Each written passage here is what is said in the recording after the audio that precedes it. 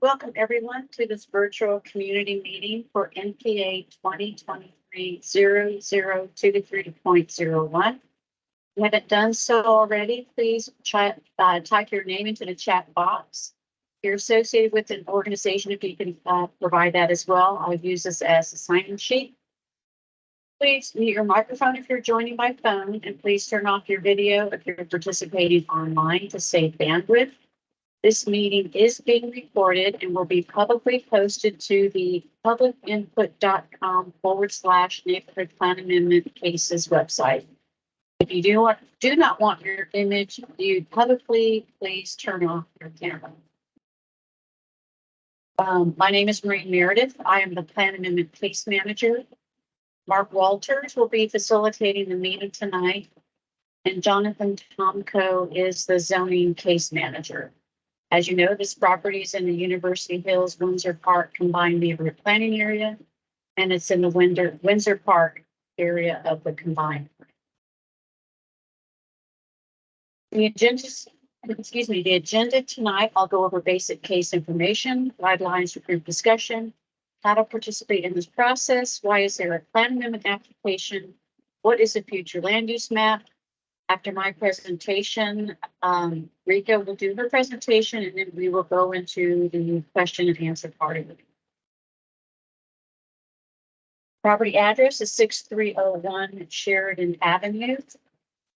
It is 0.1866 acres. The case number is NPA 2023-0023.01. Project name is 6103 Sheridan. The request is to change the future land use map from single family to commercial. The associated zoning case number is C14 2023-0035. The existing zoning is CS3 Family Residence District Neighborhood Plan, and the request is to change the zoning to CSCOMP, which is General Commercial Services District Mission Overlay Neighborhood Plan, for a commercial and office use.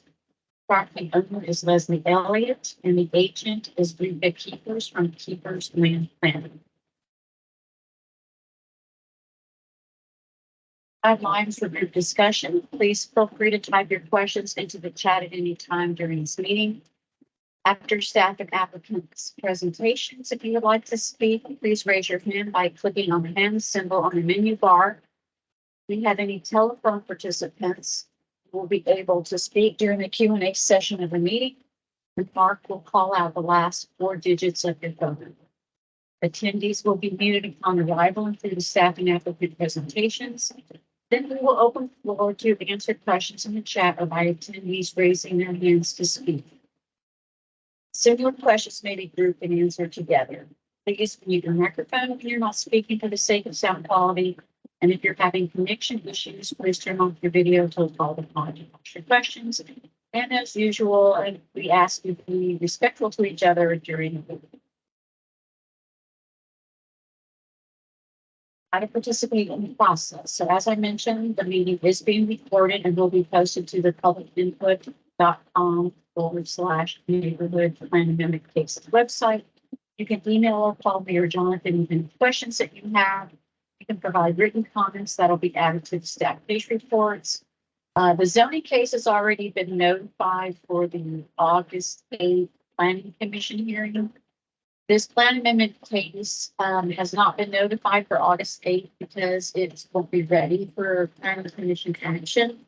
We were looking at notifying the Planning Commission case for September 12th, and that the zoning case will be postponed from August 8th to September 12th. So both cases can be put on, can be on the same agenda for hopefully PC action at that time.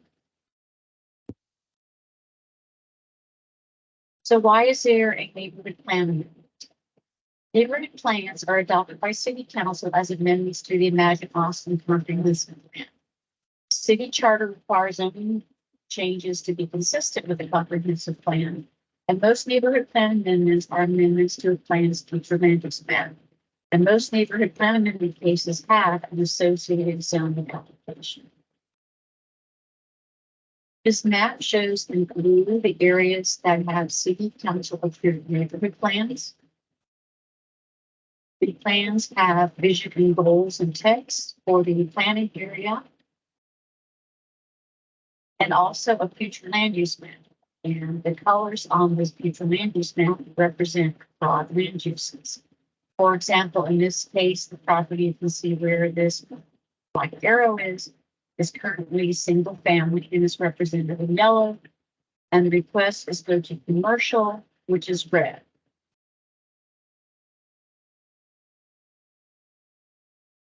So this is a zoomed in part of that map. On the previous slide, you can see the yellow. The land use to the north is brown, and that is represented for mixed use. This kind of maroon color is mixed use office. As I mentioned, the yellow is single family, and this orange that you see to the far left of your screen is multifamily. There is a Google map with the property shown in that yellow, and you can see some of the surrounding uses to the property. To the north, we have shopping centers along US Highway 290, Twin Towers office to the right there, to the east, some single family homes to the south. In an aerial photo from our property profile. An aerial photo with the future land use map overlaid. So you can see buildings under the future land use map. Zoning map that shows property is on SF3. To the north, you have some CS, MU, NP. The GOMU is general office mixed use, and that's the pink color. The yellow again is the SF3, and you can see the multifamily 4 to the far left. The Imagine Austin growth concept map is shown here with these colors representing regional centers, town centers, neighborhood centers, and the activity centers. And I'm sorry, the activity corridors are being shown on the map with these, as we just pointed out, the white with the brown outline. So you can see the properties in between. Oh, sorry, this is the wrong map. So sorry. I'll have to get back to that. Looks like I did not update these maps. Sorry. While Rika is doing that, I will pull up the growth concept map and get that updated, and I'll get back to that. So I'll stop sharing the screen. Go to Rika's presentation. Thank you so much, Maureen. Let me share my screen and get to my presentation.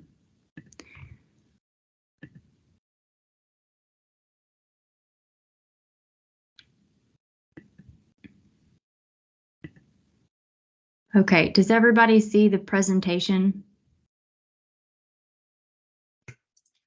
No. No, okay. That's okay. I have a backup plan because sometimes this Canva thing doesn't work very well. Let me find Teams again. Where are you? Okay. Let me try this again.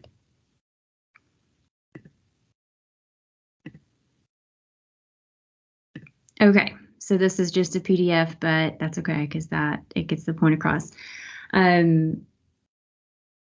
My name is Rika Keepers. I'm helping the owner. Subject property that Maureen reviewed very well with us was 6103 Sheridan.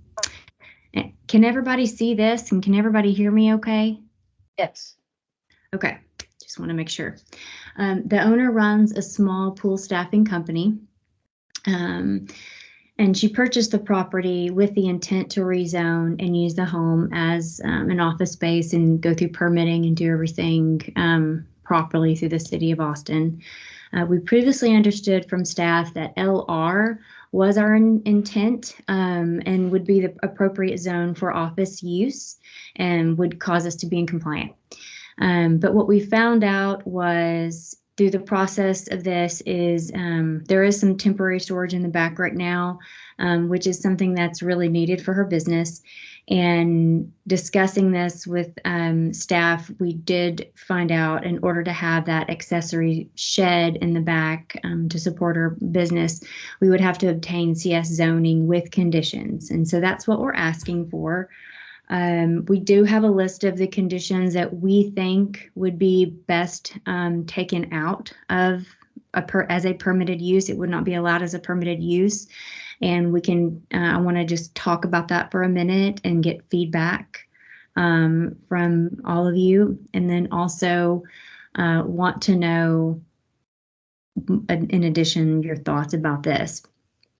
And just to go into that a little bit farther, because I think this will be a question, is if we were to get the LR zoning, we would only be allowed a 10% of the structure that's actually the current structure. We would only be allowed to have a shed of 10% of whatever that square footage of that structure is, that primary structure, which in this case would be about 80 square feet. So as you can imagine, it would be crazy to have that kind of a small shed, but also it wouldn't satisfy the needs of storage for her. And we want indoor storage. So this is the current list under CS zoning. And I'm not sure if you can see the highlighted portion, but the highlighted portion, and I'll read them as well, are the ones that we actually took out already and listed as conditions and removed the use altogether. So adult-oriented business, automotive rentals, automotive anything, sales and repair, campground, drop-off recycling, hotel, indoor entertainment, and I can send this list to the team. That way you guys can highlight and tell me, you can actually write on this as well. Indoor entertainment, indoor sports, kennels, pawn shop, theater, storage, vehicle storage, custom manufacturing, and limited warehouse distribution. What we're looking for in this zone particular is the construction, sales, and services use that would allow Leslie to have that smaller shed in the back, and also the office use as well. What we're also doing to help the neighborhood with this decision, because I know we're asking for CS, is to have a condition where we utilize the impervious cover and setbacks that fall under the LR category and zone, instead of going with the CS impervious cover and setbacks and things like that. So we're still asking for, I wanted to list them out for you so that you could see them. We would use these site development standards. So you would have the maximum building coverage of 50%, maximum impervious coverage of 80%, the maximum floor to area ratio, basically the 50%, and your maximum height of 40 feet. With them, and these additional were these minimum setbacks where you have the front yard setback 25 feet, which is where the house sits now, and then the street side yard of 15 feet. And so just to sum up, because I did want to be very brief, I want to give Leslie a minute to also introduce herself as well. We are requesting your support to allow this zone, the rezone, to happen. And, as you could tell by Maureen's presentation, there's actually quite a few surrounding this property that are properties that are actually already zoned commercial, with Any Baby Can on one side, which is a nonprofit, and then you've got GO in the back, and then you've got on the other side LO and multifamily 4, and then right across the street, that property is finally getting redeveloped, which is great news. I have a map as well, but I thought I would shorten this and keep it brief, and here to answer questions. I can, Mark, just jump in real quick and put up the 2 slides that I did not update. So to sort of update the slide to show the property in relation to the Imagine Austin activity centers and corridors. You can see the property is within the Highland Mall Station Regional Center, and you can see the Cameron Road is in activity corridor. And then the other map that needed to be updated shows the property and proximity to public transportation. So I apologize about not updating those two slides. I think I just got sidetracked on another call or something and didn't go back. So there we go. So anyway, thanks, Mark. Yeah, and I'm happy to answer any questions. Our intent, we purchased the property in May of 2022. So the journey to this day, but here we are. And, happy to answer any questions about our business and what we do. But I think, as Rika mentioned, it's a local business. We do pool cleaning and supplies and really use that space as kind of our home office team that works, and then storing, repair parts and filter parts and things like that. So we have a little bit more than 80 feet for storage. And, hoping we can find a solution, with it. I mean, candidly, when we, looked at the house and found that, as office space, we're, thrilled to kind of find something inside of Austin and, in that area. And as I understand, the property prior to us had been owned by someone who, also ran a window tinting business and lived there. And then even before that, for 10 plus years, had been a staffing business office. So I know there'd been some history of businesses there. So hoping we can find a solution for it that works for everybody, and generally want to be a good participant and good neighbor to the area too. Okay, with that, we can start with a question and answer. And I think, looking at the list of attendees, I think we have one. Rodney, do you have any questions, comments for either of the two folks?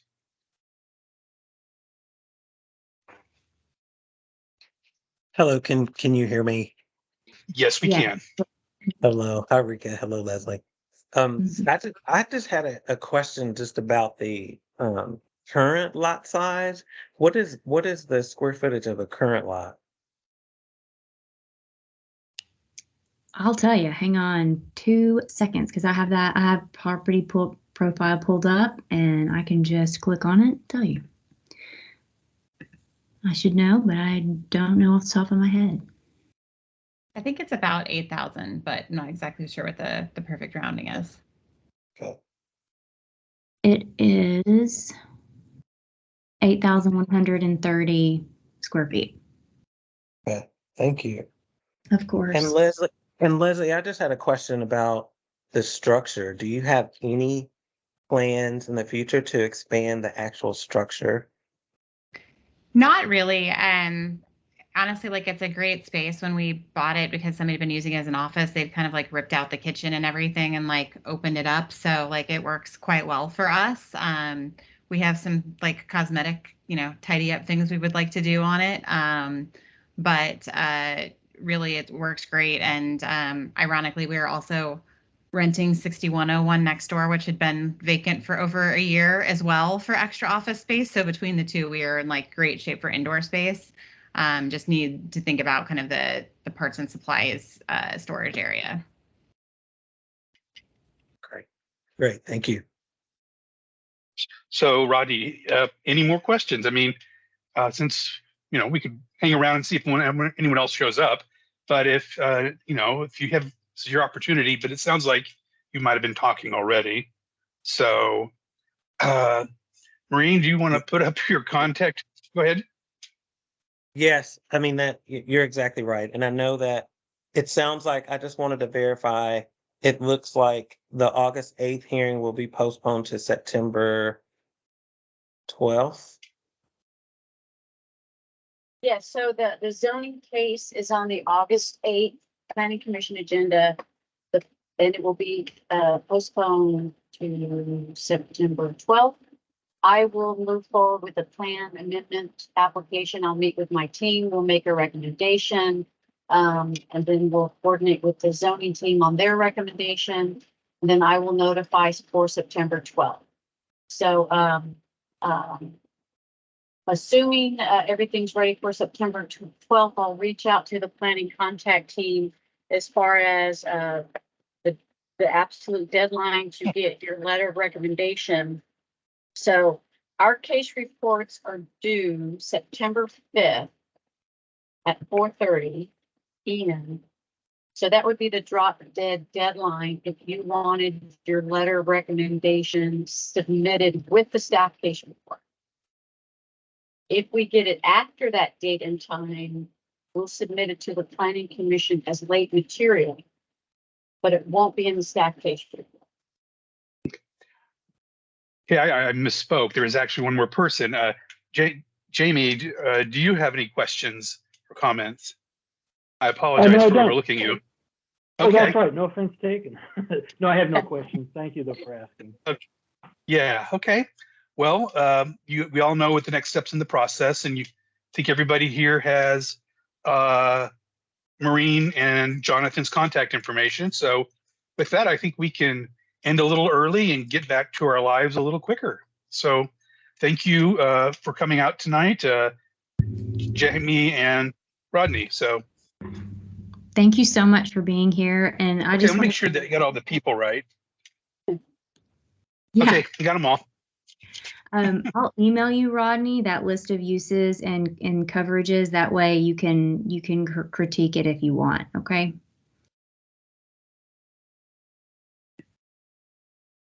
Thank you. Well, with that, we can call the meeting early, and I'll stop recording, and we can get back to enjoying our evening inside with air conditioning. Not everyone.